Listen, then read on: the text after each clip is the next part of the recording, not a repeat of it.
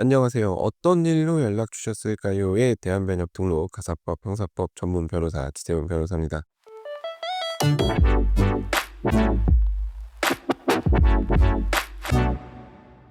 오늘은 약속과 관련된 얘기를 해 보려고 합니다. 약속은 반드시 지켜져야 하죠. 그런데 갈수록 약속의 의미를 가볍게 생각하는 분들이 많은 것 같아요. 심지어 요즘에는 법원 판결 결과를 인정하지 않는 그런 경우도 보이는데요. 반드시 약속을 지킵시다라고 계약서를 쓴다고 해서 약속을 지키는 건 아니죠. 경우에 따라서 계약서는 그냥 종이 쪼가리로 취급당할 수도 있습니다. 하지만 그럼에도 불구하고 약속은 지켜져야 합니다. 오늘은 어떻게 하면 약속을 지키게 만들 수 있는지에 대해서 좀 얘기를 해보려고 해요. 약속은 지켜져야 한다라는 격언이 있어요. 그런데 저는 이제 변호사 일을 할수록 이 격언이 점점 허공 속 메아리처럼 느껴지는 것 같아요. 사람들은 약속할 때는 진지한 표정을 짓죠. 그런데 진짜 이 약속을 이행할 때가 되면 갑자기 다른 말을 하기 시작합니다. "상황이 바뀌었어. 처음에는 생각하지 못했던 사정이 있었어." 아니 그거는 그냥 말로 약속한 거잖아. 계약을 한 게 아니잖아. 상담을 실제로 하다 보면 정말 다양한 케이스를 봅니다.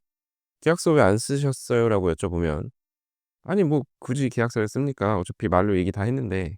구두 계약도 계약이라면서요. 아니 구두 계약도 계약은 맞는데 구두 계약은 입증할 증거가 전혀 없으신데요 선생님. 여기 문자 있어요. 문자 보세요. 문자를 보면 이제 상대방이 구체적으로 뭘 얘기를 한 게 아니라 이제 약속 이행과 관련해서 문제가 생기자 상대방한테 인제 막 뭐라고 추궁을 하죠. 상대방이 마지못해서 "어 그래 알겠어." 뭐 그런 정도로만 대답을 하는 그 정도의 문자만 남아 있어요. 그리고 인제 본격적으로 소송을 제기하거나 내용 증명을 보내거나 하면 "그때는 내 말이 이런 뜻이 아니었다."라고 답변을 하죠. 그래요. 뭐 구두 계약 같은 경우에는 계약서가 없어서라고 칩시다. 그런데 명백하게 계약서를 작성해 놓고서도 심지어 손해배상액의 예정 혹은 위약벌을 계약서에 넣어 놨음에도 불구하고 사람들의 태도는 너무 가볍습니다. 이거 손해배상액의 예정은 나중에 법원 가서 판단 받아 보면 직권으로 감액이 가능하다. 혹은 이 위약벌 내가 상담받아 봤는데 너무 과하게 위약벌이 설정이 돼서 이거는 무효가 될 수 있다고 하더라. 억울하면 법원 가서 다퉈라. 나는 여기 써 있는 금액 못 준다. 뭐 이런 식으로 나오면 당황스럽죠. 이런 세상에서 도대체 누구를 뭘 믿고 무슨 약속을 체결해야 될지 정말 그래서 제가 지인들이 뭐 다른 사람이랑 뭘 한다 그러면 일단은 말리고 봐요. '그 사람 뭘 믿고 그런 걸 하냐.'라고 하면서 그럼 이제 저한테 직업병이라고 하는데 그렇죠. 이게 사람이 혼자 살아갈 수는 없어요. 그런데 아 다른 사람이랑 뭘 한다는 거 정말 쉽지 않은 일입니다. "아니 계약서 제대로 쓰면 걱정할 일 없는 거 아니야?"라고 얘기를 하는데 계약서를 제대로 쓴다는 건 위험 요소를 조금이나마 줄인다는 거지 그 계약서 내용대로 이행되는 것을 무조건 담보할 수 있는 건 아니에요. 계약서를 써 놓고 무시하게 되면 손 쓸 방법이 없어요. 뭐 "이 계약은 그냥 형식적으로 쓴 거다. 이거 가불관계 때문에 억지로 쓴 거다.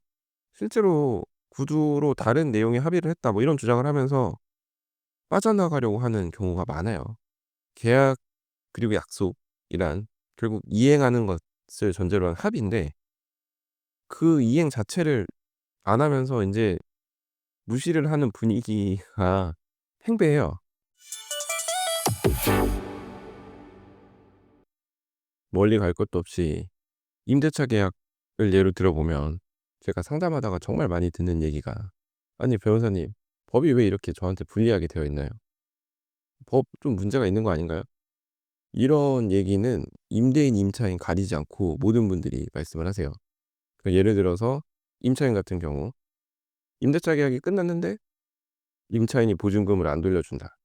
그런데 임대인은 지금 당장 그 어떤 불이익도 받고 있지 않고 결국 큰 돈이 물려있는 임차인만 겨우 임대인한테 사정사정해서 돈을 받아야 된다.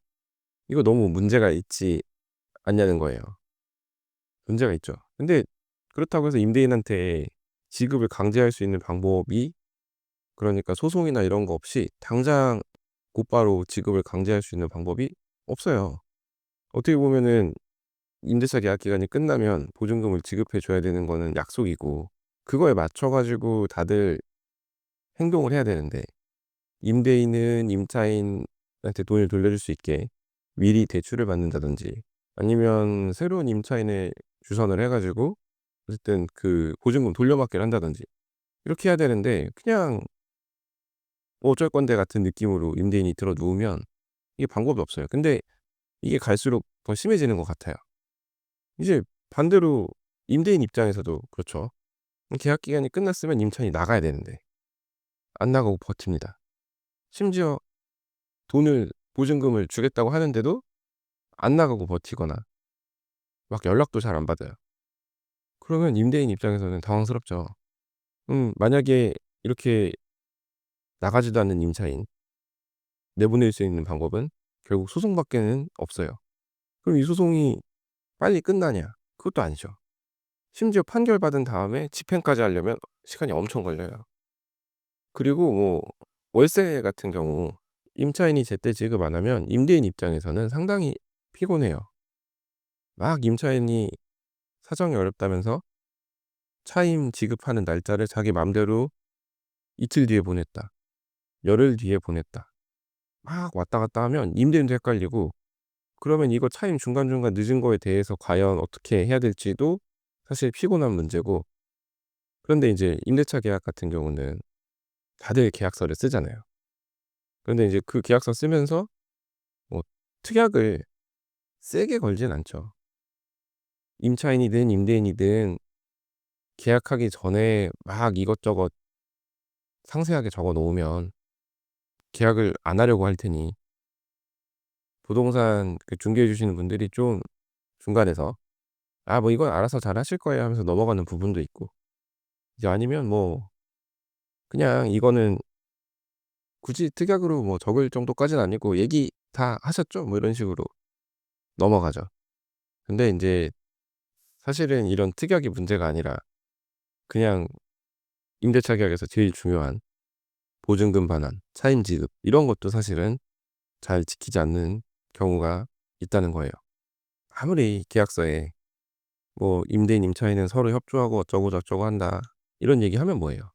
협조 안 했을 때 어떻게 되는지가 없는데 그냥 "서로 잘해 봅시다." 같은 느낌으로 적는 건데, 이제 그게 강제성을 띠지 않으니까 사실 그 계약서가 중요하다기보다는 그 계약서를 누가 썼는지, 그러니까 계약서를 마주하고 있는 그 상대방이 누군지, 이 사람이 과연 계약서 내용을 지킬 만한 사람인지, 그게 더 중요하겠죠. 아무리 계약서에 빡빡하게 적는다고 해도 이거를 지킬 생각이 없는 사람이 계약서에 사인을 하면 그 계약서는 사실 의미가 없죠. 그렇다고 임대차 계약서 쓰면서 임차인한테 불리한 조항을 쉽게 넣을 수도 없어요. 왜냐면 주택임대차보호법에서 강행 규정으로 "이 법에 위반된 약정으로서 임차인에게 불리한 것은 그 효력이 없다."라고 규정을 하고 있기 때문이죠. 사실 계약에 있어서 가장 중요한 건 실행하게 만드는 그 설계예요. 그러니까 위약벌도 넣고 뭐 위약금도 넣고 여러 가지 조항을 삽입을 하죠. 쉽게 말씀드려서 계약을 지키지 않았을 때 상대방이 진짜 심각한 손해를 보게 만드는 장치를 넣어 두어야 상대방이 계약을 어길 생각을 안 하죠. 근데 이게 무작정 계약을 하면서 위약금 약정 빵빵하게 하고 위약벌 금액 빵빵하게 써 놓는다고 해서 모든 사람이 다 그 계약서를 무서워하면서 계약대로 이행하려고 노력하는 게 아니에요. 그 법이 무섭지 않은 분들이 분명 계시다니까요. 그리고 뭐 소송이나 이런 게 크게 부담스럽지 않거나 진짜 '내 명의로 재산 두지 않으면 그만이야.'라고 생각하시는 분들이 많아요. 막 인스타 들어가고 했을 때 잘 나가는 것처럼 올려 놓고 이제 추심하려고 하면 "아니 내 명의 재산 없는데 뭐 알아서 가져가려면 가져가든지." 이런 식으로 나오는 분들이 진짜 많다니까요. 그러니까 위약벌, 위약금 뭐 이런 거를 빡세게 넣어 둔다고 해서 안심할 게 아닙니다. 그럼 어쩌라는 거냐? 계약을 하지 말라는 거냐? 뭐 어떻게 하라는 거냐라고 생각하실 수 있어요. 그런데 계약을 지키도록 하는 것에는 반드시 위약벌, 위약금, 뭐 돈을 빡세게 규정하는 것 이런 것만 있는 게 아니에요.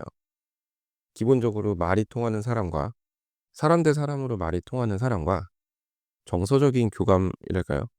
신뢰관계 형성을 하는 것, 그리고 문제가 터졌을 때 감정을 앞세우고 법을 앞세우는 게 아니라 좀 차분하게 얘기를 해 보는 것.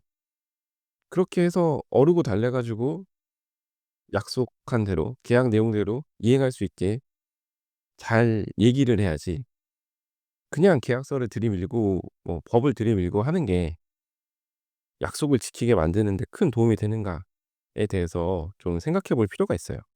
'약속은 지켜져야 한다.' 이 말에 대해서는 모두들 당연한 얘기라고 생각할 겁니다. 근데 그 약속이 의미를 가지려면 그 약속이 무게를 지닐 수 있도록 잘 서로를 존중하는 게 필요해요. 여러분께서도 혹시 지금 어떤 약속을 하고 계시거나 계약을 앞두고 계시다면 '내가 상대방과 어떻게 해야 이 약속을 상대방이 끝까지 지킬 수 있게 만들 수 있을까?' 한번 생각해 보시는 게 필요합니다. 제가 뭐 이것저것 뉴스 보다가 대놓고 약속 그리고 법원 판결을 무시하는 그런 분들이 보여서 오늘 얘기를 좀 해 봤는데요. 아무튼 계약에 있어서 진짜 중요한 게 무엇인지 한 번쯤은 생각해 보셨으면 좋겠습니다. 제가 누누이 계약서 문구 검토 이런 게 중요하다고 말씀을 드리지만 그게 전부가 아니라는 것 한 번쯤은 생각해 보시면 좋겠습니다. 자, 오늘 제가 준비한 얘기는 여기까지이고요. 오늘도 끝까지 들어주셔서 감사합니다. 자, 다음 에피소드에서는 더 흥미롭고 유익하고 현실적인 그런 법률 이야기로 찾아뵙도록 하겠습니다. 이상 대한변협 등록 가사법 형사법 전문 변호사 지세훈 변호사였습니다. 감사합니다.